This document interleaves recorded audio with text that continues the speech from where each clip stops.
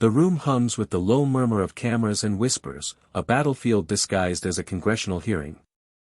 Every seat is filled, every lens aimed at the man in the gray suit at the center of the storm, Jerome Powell, the unflinching face of the Federal Reserve.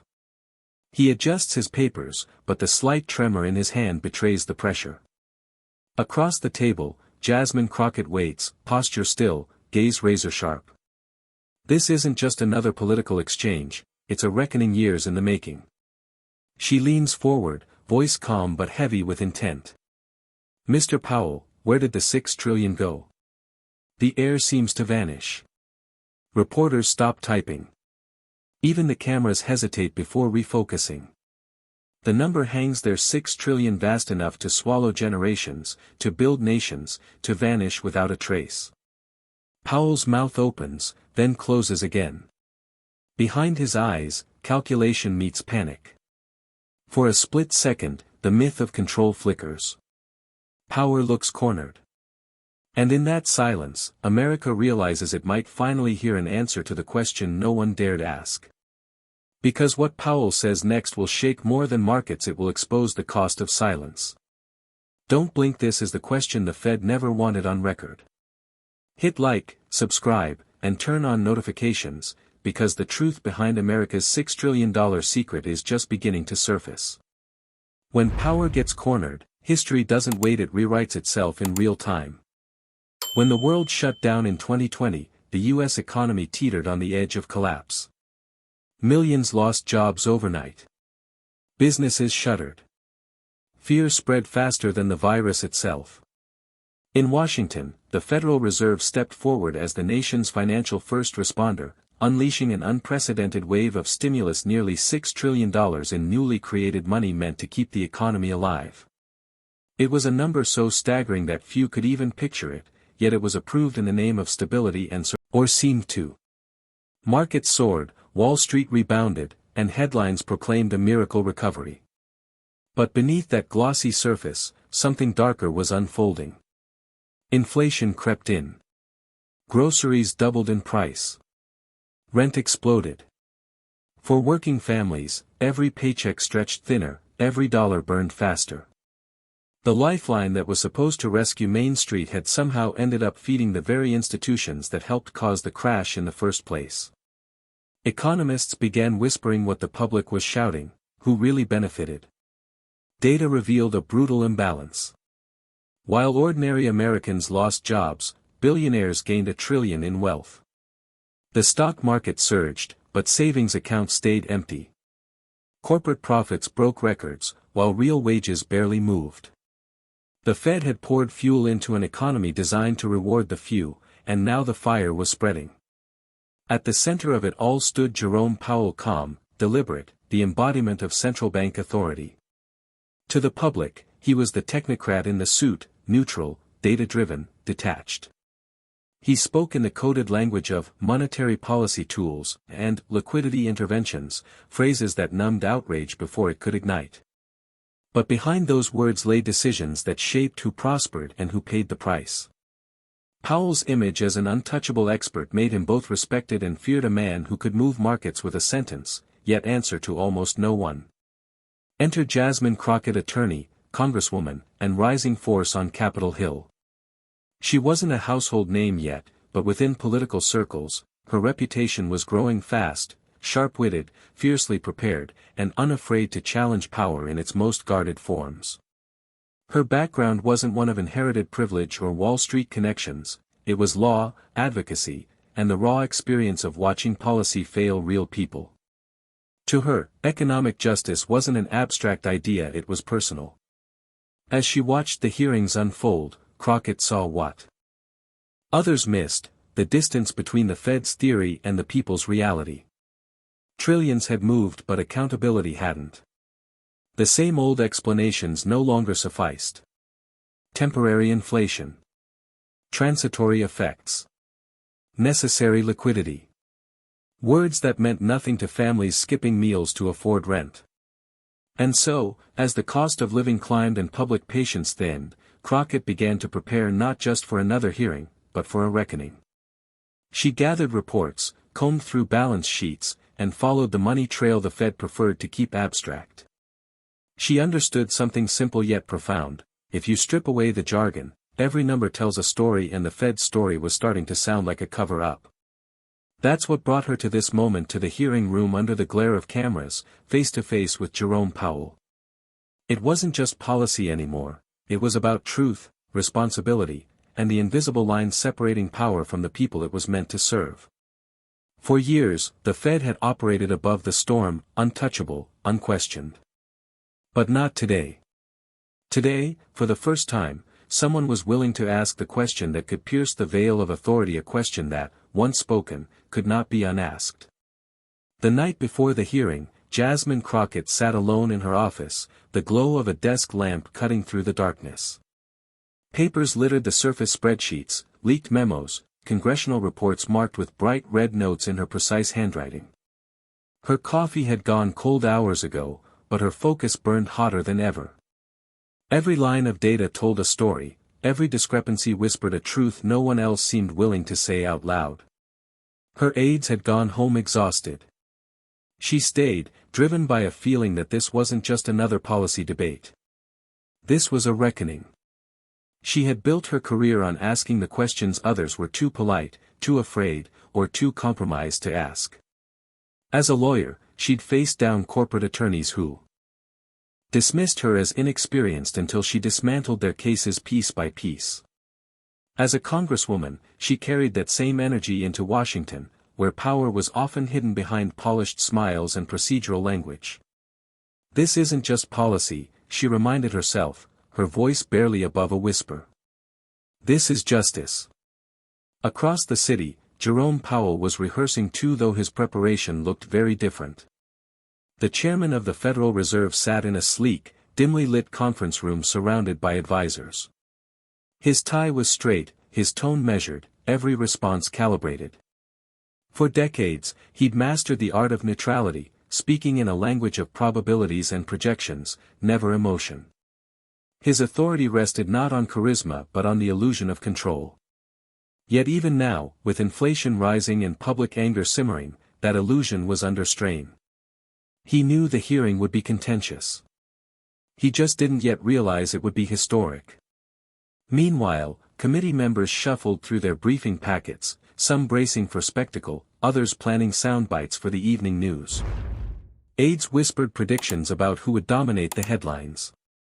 Reporters gathered early, crowding the press benches, cameras prepped and lenses glinting under fluorescent light.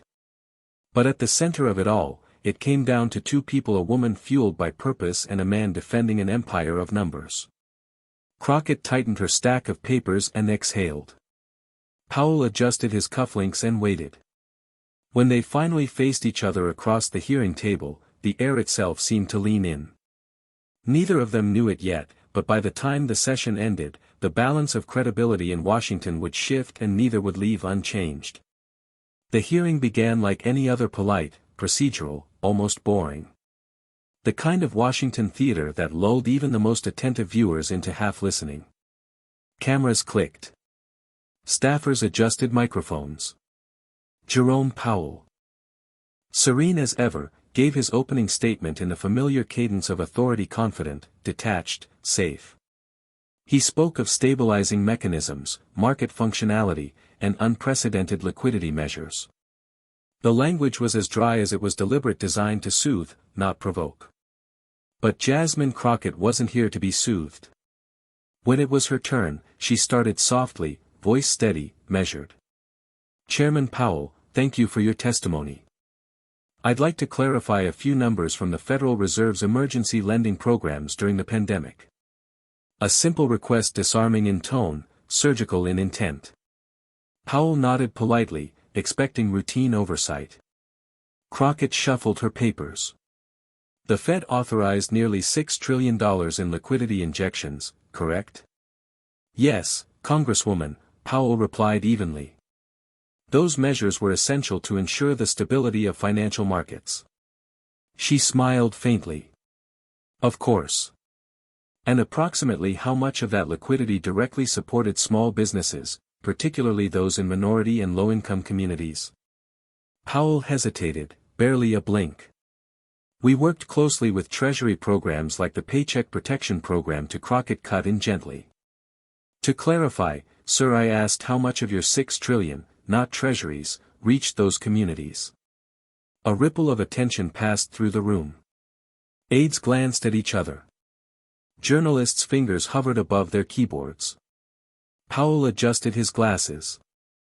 We don't categorize disbursements by demographic or geographic breakdown, Congresswoman. The funds were distributed according to market necessity. Crockett leaned forward slightly. Market necessity. Interesting phrase. Because in my district, Mr. Powell, necessity looks like grocery lines and eviction notices. The audience stirred. Powell's expression remained calm, but a pulse of discomfort flashed across his features. The exchange had begun to deviate from the expected script. Crockett continued, her tone still polite but carrying a new edge. Let's revisit the corporate bond purchases. The Fed intervened to buy debt from major corporations, many of which posted record profits in subsequent quarters. Was there any clawback provision, any accountability to ensure that public funds didn't translate directly into executive bonuses? Powell shook his head slightly. The purpose of those purchases was to stabilize the overall credit market, not to target specific corporate outcomes. So the answer is no, Crockett said simply. No accountability. The silence after that word lingered like smoke. Powell shifted in his seat. The accountability lies in the success of our recovery, Congresswoman.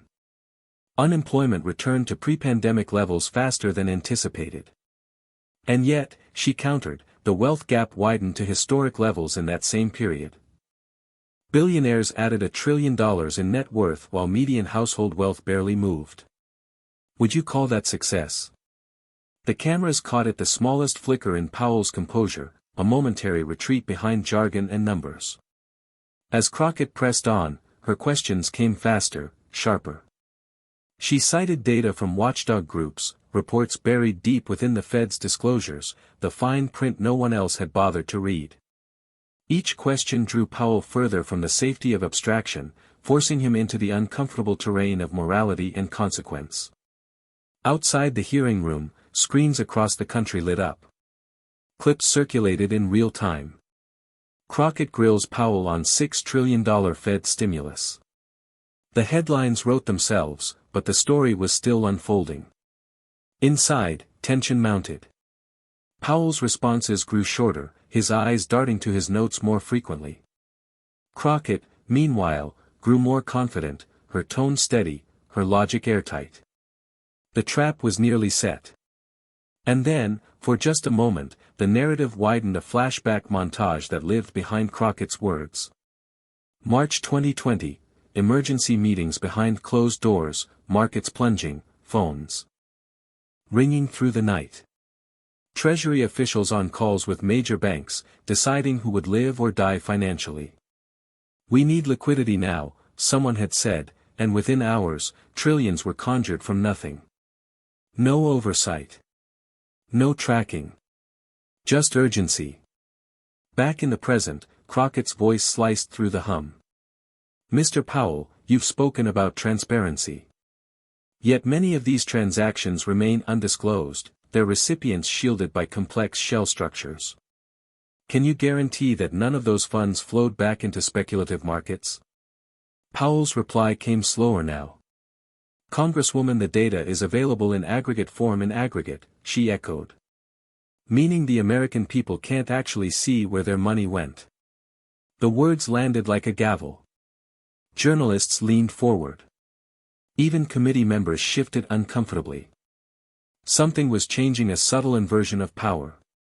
The authority that once belonged entirely to Powell now seemed to bleed toward the Congresswoman at the other end of the table. Crockett paused, letting the silence expand. Her voice dropped, quiet but electric. I appreciate your patience, Mr. Powell. I just have one final question. The line hung in the air, weighty, inevitable. The staffers stopped whispering. Powell's eyes lifted.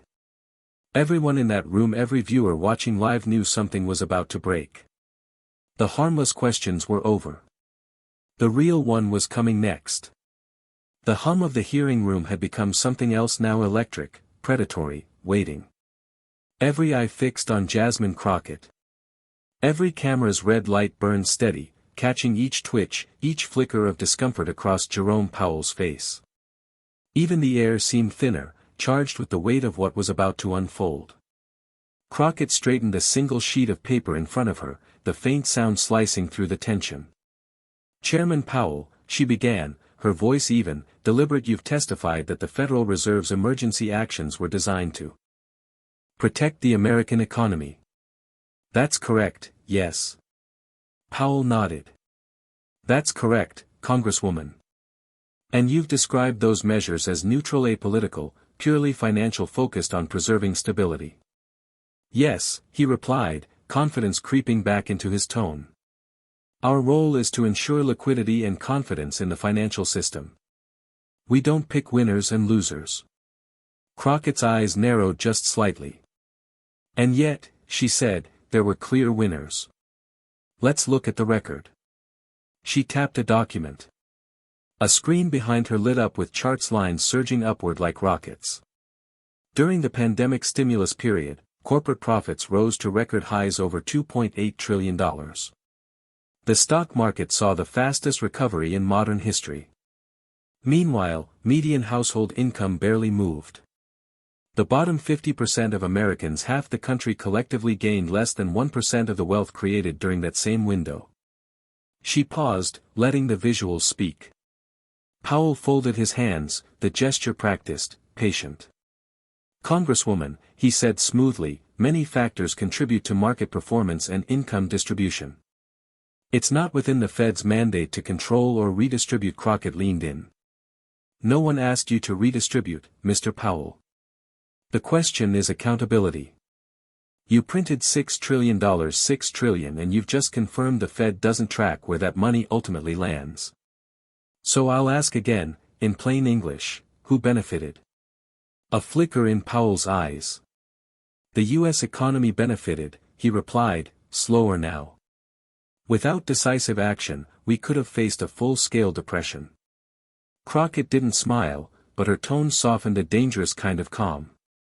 "And yet, for millions of Americans, that depression never ended. They're still living in it." The murmurs in the audience grew louder. Journalists scribbled furiously. The chairman's composure wavered. He adjusted his microphone, his voice tightening. "Our goal was macroeconomic stability, not individual outcomes." "Distributional effects are," she interrupted. "Distributional effects are lives, Mr. Powell." The words cut through the room. "When the Fed buys corporate bonds and pumps liquidity into Wall Street, that's not abstract. That's policy choosing profit over people." For the first time, Powell blinked too quickly. His fingers tapped once on the table. "Congresswoman, monetary policy isn't designed to then maybe it's time it was," she said, each word crisp, surgical. The silence that followed was deafening. Powell looked down at his notes, buying seconds. "If I may clarify," he began, "our actions were coordinated with Congress and the Treasury to." Crockett pressed forward, voice rising just enough to fill the room. "With respect, Mr. Powell, coordination isn't the same as accountability.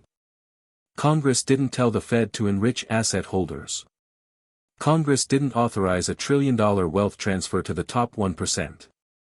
That happened under your watch. And when asked how, the best you can offer is macroeconomic stability." A ripple of applause broke from the back before being hushed. Powell looked visibly irritated now, his measured tone tightening into defensiveness. "Our mandate, Congresswoman, is price stability and maximum employment. We don't monitor individual asset transactions. It's not feasible, nor is it our function." And there it was. The opening. Crockett nodded slowly, as though confirming something she'd known all along. Then she set down her pen and asked, softly but unmistakably, "Chairman Powell, can you point to a single accountability measure ensuring that $6 trillion didn't just circulate back into Wall Street's hands?" Powell froze. The word seemed to echo. $6 trillion. Accountability. Wall Street. His mouth opened, but for a moment, nothing came out. Finally, he managed, the data we maintain is aggregate level. We analyze flows broadly across sectors, not so no, Crockett said. You can't point to one. What I'm saying is it's not tracked in that manner. Her gaze locked onto him. So you don't know. That line landed like a verdict. The reporters in the back jolted upright. The clicking of cameras began again, frantic, urgent. Phones lit up across the room, tweets firing off in real time. Powell's aides exchanged nervous looks, a few leaned in as if they could rescue him with whispers. But there was no saving the moment now. For the first time in his career, the chairman of the Federal Reserve looked small. Crockett didn't gloat. She didn't smile. She simply let the silence stretch, weaponizing it. The weight of her question, simple, moral, undeniable, hung there, exposed. Then, calmly, she continued. $6 trillion, Mr. Powell. That's not just a number on a spreadsheet. That's years of labor, taxes, and trust the American people placed in your institution. And you're telling them you don't know where it went. Powell tried to recover. Congresswoman, our interventions were transparent. Every major facility was reported publicly.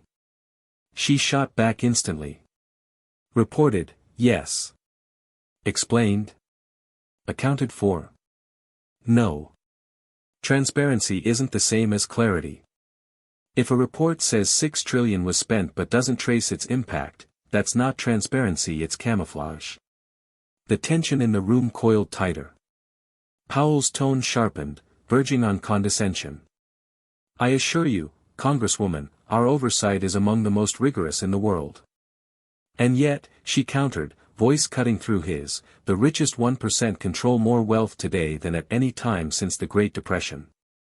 So tell me, what exactly were you overseeing? A gasp from somewhere in the audience. The committee chair tried to interject, but Crockett waved off the interruption. Powell's jaw tightened, he leaned forward slightly, voice clipped. The Federal Reserve cannot be responsible for structural inequality. That's the purview of fiscal policy. Crockett tilted her head. Then who is responsible, Mr. Powell? Because when $6 trillion moves through your institution, and inequality deepens, the responsibility has to land somewhere. You can't stabilize a system that keeps breaking the same people for the first time, Powell's reply faltered. We act in the national interest. Crockett let the phrase hang in the air. Whose nation? She asked softly. The cameras zoomed and Powell didn't answer. What followed was a silence that carried more impact than any headline could. It was the sound of a myth collapsing, the illusion of competence giving way to the reality of indifference. Finally, Crockett spoke again, almost gently. Mr. Powell, the Federal Reserve isn't a ghost. It's a collection of choices. And when those choices hurt more people than they help, it stops being monetary policy, it becomes moral failure. No one moved. The entire room, from lawmakers to journalists to Powell's own aides, seemed suspended between disbelief and awe. Crockett leaned back, her expression unreadable, and said quietly, no further questions. For a few beats, there was only the hum of the microphones, the soft shuffling of papers, the tension of history being recorded in real time.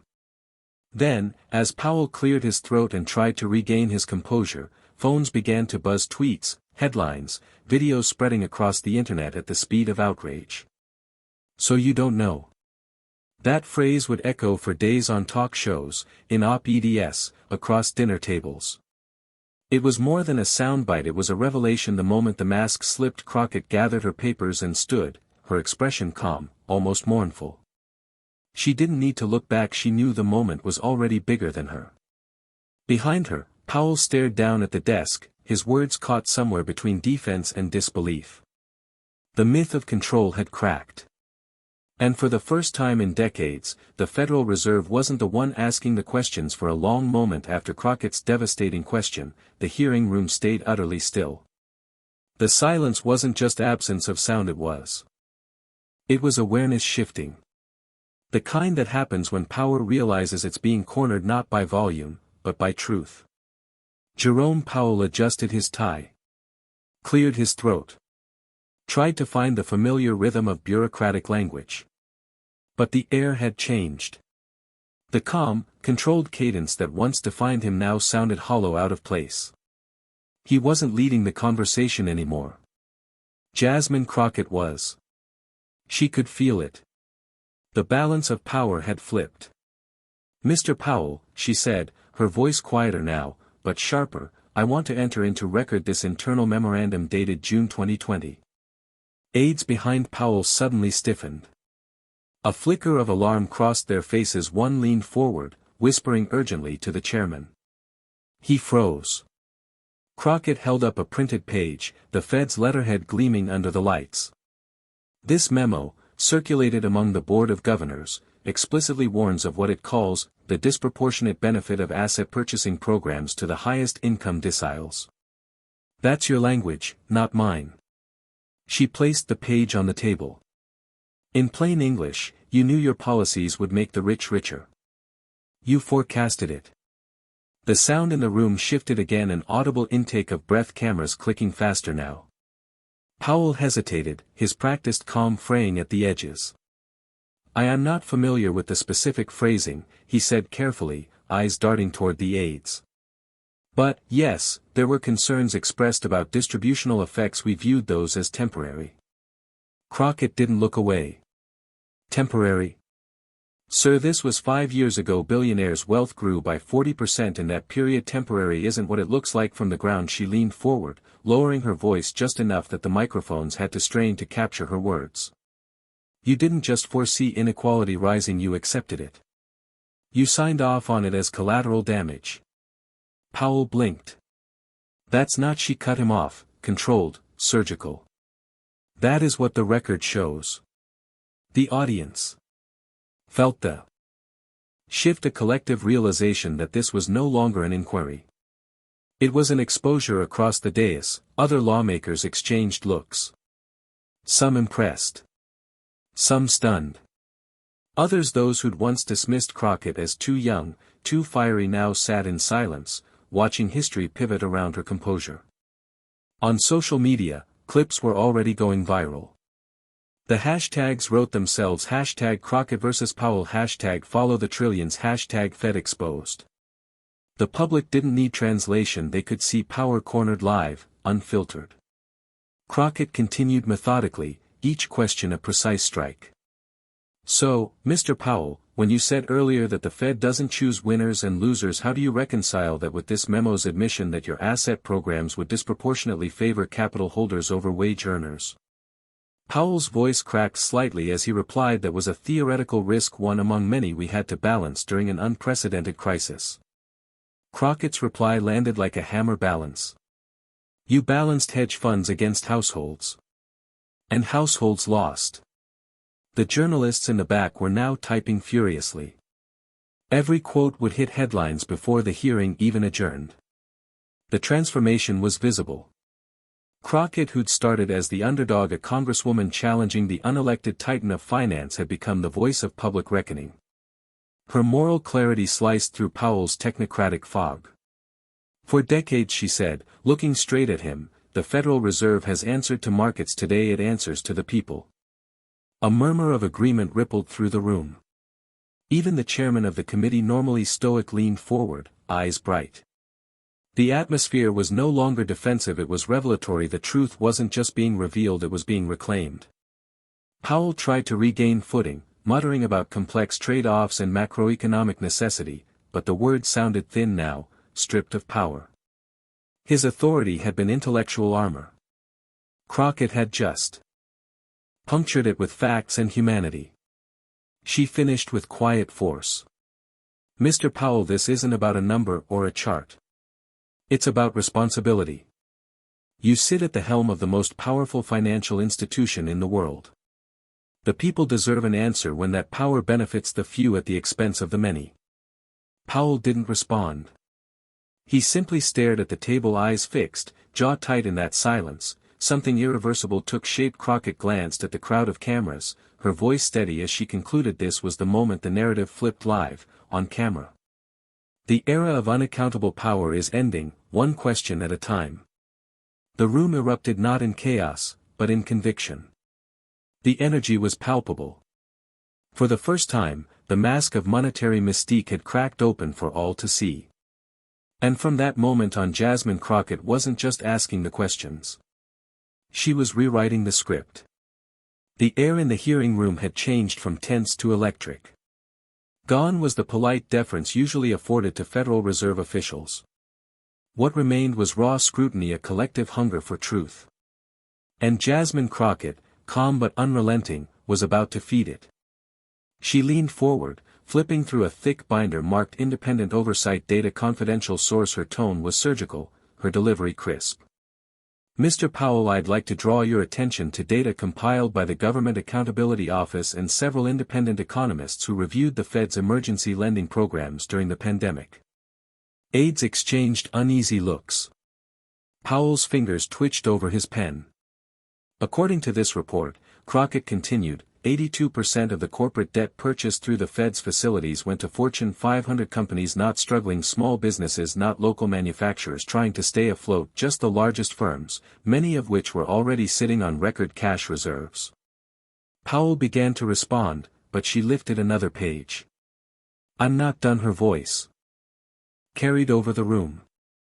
Meanwhile, less than 9% of Main Street lending funds ever reached minority-owned businesses, despite your public assurances that the Fed's strategy would ensure equitable access to liquidity. These numbers aren't abstract. They're receipts. On the screen behind her, a bar graph appeared, deep red for corporations, faint gray for small business loans. The contrast was devastating. "You see this gap?" she asked, pointing to the disparity. "This isn't a rounding error. This is a design." Powell shifted in his seat. "Congresswoman, those programs were administered under extraordinary circumstances." Crockett cut him off smoothly. "And yet, somehow the extraordinary always seems to favor the powerful." The room murmured. Reporters glanced at each other. This was no longer just politics, it was indictment. She turned to another document, a whistleblower memo from a former Fed analyst, the edges still smudged from photocopy ink. This internal testimony states, and I quote, "Liquidity operations during the pandemic were structured to protect institutional confidence above direct public relief." Mr. Powell, that means even your own staff recognized what these policies really prioritized: the markets, not the people. Powell swallowed, his practiced calm faltering. "That's one individual's opinion." Crockett nodded slowly. "And yet, it aligns with the outcomes, doesn't it?" She clicked her remote again. A clip flashed onto the monitors. Powell, during a 2020 press conference, assuring Americans that every tool at our disposal will be used to support the American people.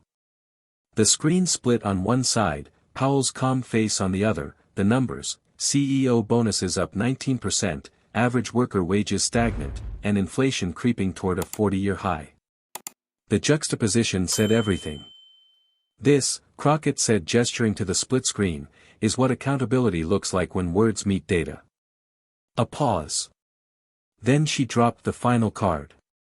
According to the Congressional Research Service, over $1.7 trillion in asset inflation directly resulted from your bond buying programs. That's wealth creation, but only for those who already owned assets. The median renter, the worker, the small business owner, they got higher prices, not higher pay. Her tone softened, but the weight of her words deepened. For millions of Americans, the stimulus wasn't relief. It was a mirage. The stock market surged while the grocery bill doubled. Wall Street recovered before Main Street even reopened. That's not coincidence. That's design. She looked Powell in the eye. "So when you say, we acted to stabilize the economy," I have to ask, whose economy? Because from where I sit, the numbers suggest you stabilized privilege. The phrase landed like a gavel strike. Across the dais, a congressman exhaled audibly. Cameras zoomed in on Powell's expression, eyes heavy, the faintest crack in his composure visible even through the veneer of professionalism. Crockett continued, her voice quieter now but more cutting. You see, this isn't just about misallocated funds. It's about moral calculus. Somewhere along the line, the people in charge decided that saving the system was more important than saving the citizens living within it. The screens behind her now showed the faces of small business owners, a restaurant shuttered in Detroit, a mechanic shop in Dallas, a childcare center in Baltimore. Each with the same caption, "Loan denied." Crockett's voice trembled just slightly. They didn't have hedge funds or corporate lobbyists. They had employees, families, dreams. And they were told there wasn't enough support left for them while $6 trillion flowed through the same system that let them drown. She took a breath, letting the silence expand before delivering her final line. The evidence is clear. The money didn't disappear, it was redistributed upward. Not by accident, but by architecture. Powell stared down at his notes, the silence now his only defense around them. Cameras rolled. Journalists typed. And millions of viewers watching online could feel what this moment meant, that the numbers, the memos, the charts weren't just statistics. They were proof. Proof that when the system claimed to save everyone, it had really been saving itself. Outside the marble walls of Washington, the echoes of that hearing carried into everyday lives, not as headlines, but as lived realities. In Dallas, under the sharp heat of late summer, a woman named Tanya Reid folded another eviction notice and slid it into a drawer already full of them. She worked 2 jobs, one at a grocery store, another delivering packages, yet every month, her rent climbed higher. "It's not that I'm lazy," she said, voice trembling between anger and exhaustion. "It's that everything around me costs more, and I'm still making what I did 5 years ago." When the Fed flooded the system with liquidity, it wasn't her checking account that filled. It was her landlord's, a corporate real estate fund that bought up entire neighborhoods with near-zero interest loans. Her paycheck fed the same system that priced her out. Hundreds of miles away in Detroit, Marcus Hill stood in the hollowed shell of what used to be his family's auto shop. His father had opened it in the 1980s. During the pandemic, Marcus applied for a small business relief loan twice. Both applications were rejected. Said the funds were exhausted, he recalled, staring at the dust-covered tools. "But then I see on the news that airlines, hedge funds, even luxury hotel chains got millions." He laughed bitterly. "Guess my mistake was not owning a lobbyist." The $6 trillion that was supposed to save the economy never trickled down to Marcus's corner of it. It stayed where it began, circulating among balance sheets, not backyards. In Pennsylvania, Lydia Morales, a middle school teacher of 22 years, watched her retirement plan evaporate as the market swung wildly. Her pension was tied to investments she didn't control, managed by firms that thrived during the very crisis that gutted her savings.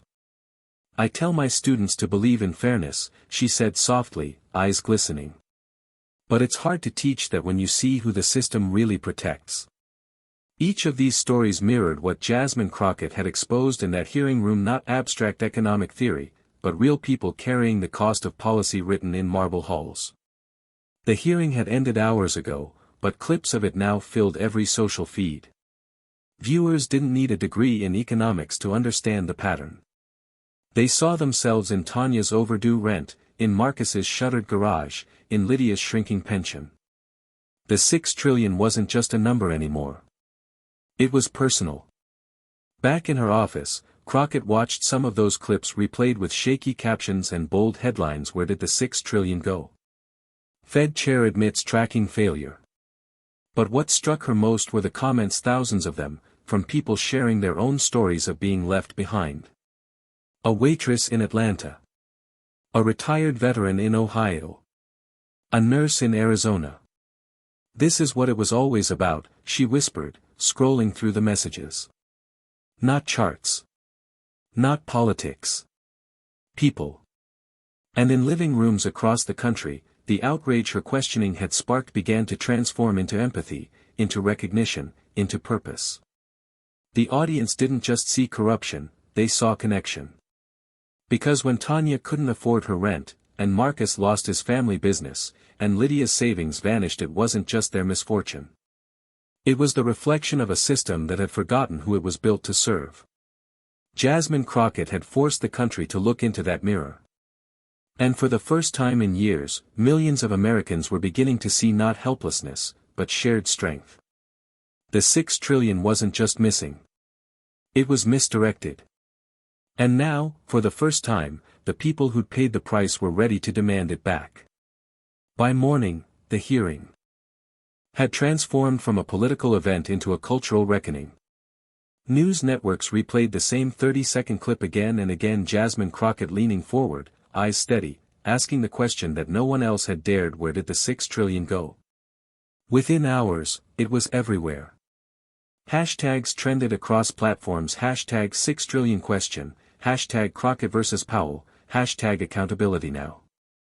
Editorials framed it as the moment Washington's mask slipped. Commentators who'd once dismissed Crockett as a rising firebrand now called her the conscience of Congress. Clips of Powell's hesitation, that flicker of uncertainty, that one damning admission, became the centerpiece of viral reels dissected by journalists, economists, and everyday citizens alike. The people weren't just watching, they were participating, connecting dots, demanding follow-ups. Investigative reporters launched deep dives into the Fed's oversight practices. Lawmakers began calling for greater transparency in stimulus distribution. Even international outlets picked up the story, framing it as a rare instance of moral clarity in an era of technocratic evasion. And through it all, Jasmine Crockett didn't gloat.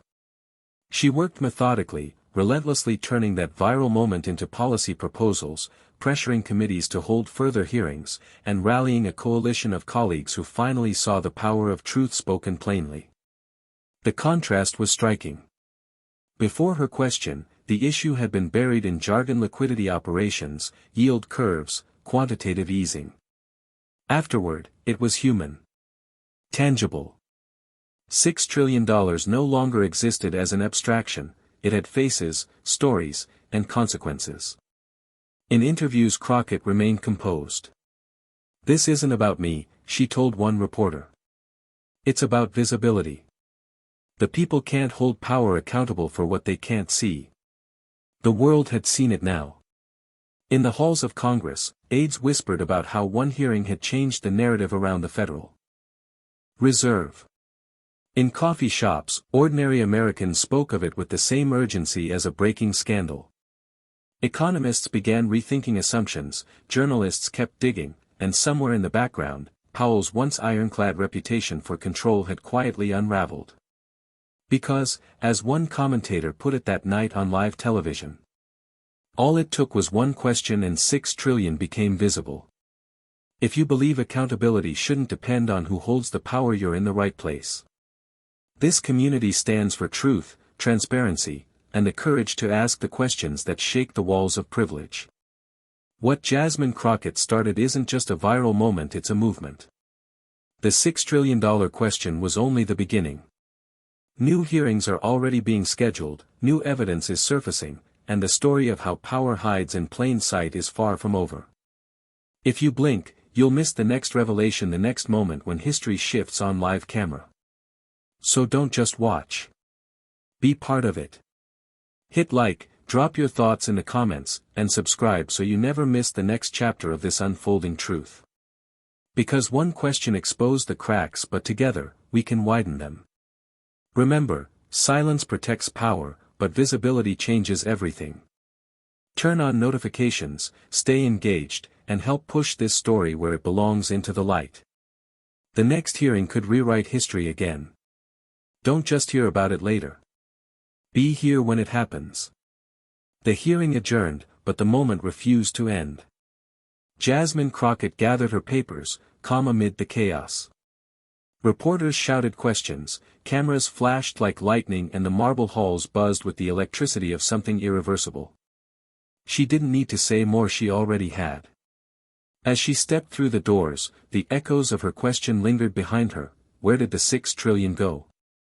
It wasn't just a challenge to one man or one institution, it was a call to a nation that had learned to stop asking. The camera followed her into the sunlight, the sound of her heels against the stone sinking with a quiet voiceover: sometimes, truth doesn't roar, it whispers through a single question. And when that question echoes across a nation, it changes everything. Clips flashed across the screen: Powell's silence, the faces of ordinary Americans, the data that could no longer be ignored. The music swelled, not triumphant, but resolute, the sound of awakening.